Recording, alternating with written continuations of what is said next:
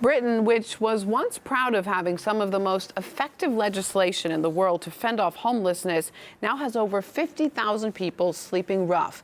And with the government ushering in public sector spending cuts in an attempt to battle the country's financial troubles, the number of homeless people is expected to rise. RT's Polly Boyko went to meet some of those living on the streets. It's freezing. You're cold, wet, and hungry. There's nowhere for you to go to dry off, and no money in your pockets. This street is all you've got, and there's no one that will help you. Welcome to Birmingham, the UK's capital for homelessness. My name is Michael. I've been homeless now for 2 years on the streets of Birmingham. In the city centre of Birmingham, I don't know how many homeless people it is, but it is a hell of a lot.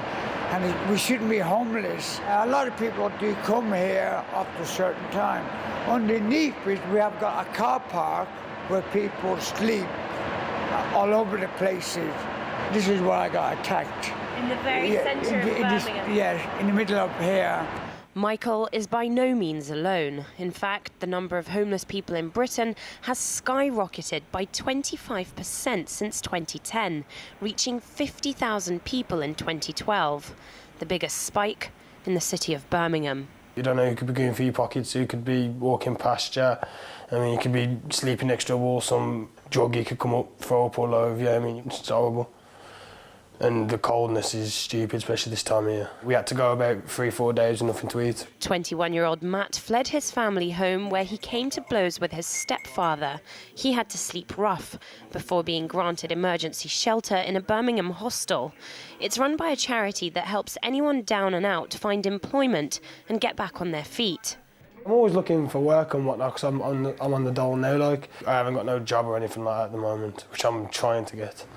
It's Daniel's second stay at the hostel in 3 years. After growing up in and out of foster care, he struggled to keep a roof over his head.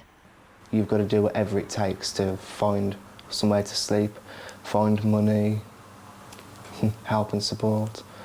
It's the scariest thing, waking up knowing that you've still got to face it all over again.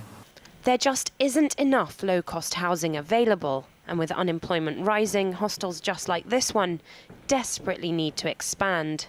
The figures from the local authority of people presenting as homeless have increased on average by about 400% a month. For the growing homeless community, squatting in one of the city's 12,000 empty homes used to be an option. Not anymore.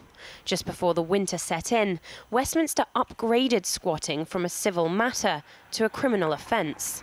Predictions that it would translate to more rough sleepers on the streets came true. There are a lot of deprived areas in Birmingham. There are a lot of people that don't have work in Birmingham, and I suppose with it being such, at one time, an industrialised centre, there are working class families, but those jobs just don't exist anymore, so I suppose that the poverty is just sort of breeding further poverty. And there is a big mix of people in Birmingham. The population's expanding, the housing stock isn't. You know, it's reached that point where it's just spilling over and can't cope anymore. And with more government budget cuts kicking in after April, many more Britons are predicted to slip through the net as the housing crisis escalates. Polly Boyko, RT, Birmingham.